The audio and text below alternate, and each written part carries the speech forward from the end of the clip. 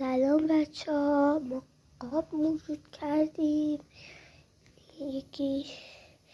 این قاب واسه سامسونگ A21 S بچه اینجوریه. نگاه خیلی هم قشنگه. فقط بچه ها 70,000 تومن میفروشه. لایک فراموش نشه.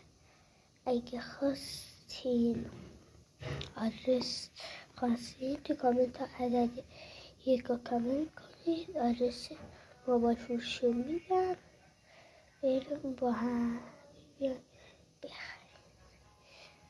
بچه خیلی فنه بچه ها کارمونه.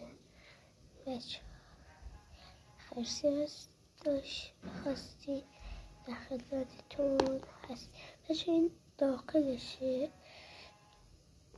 بچه.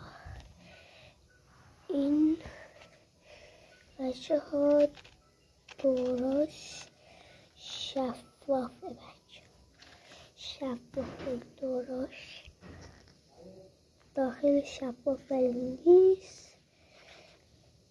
این هم جای اثر انگشتشه. این دکمهاش بسیار نرم هستن بچه ها. الکی هم فشار بدید روشنش به سراغ این قاب. بچه ها این کار خودمونه، تولید خودمونه.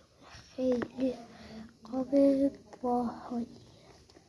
این دوربین اثر انگشتش، این کارش فوق‌العاده دست بچه ها. خیلی کارش لایک و ساب یادتون نره. بریم خدافظ. ویدیو بعدی.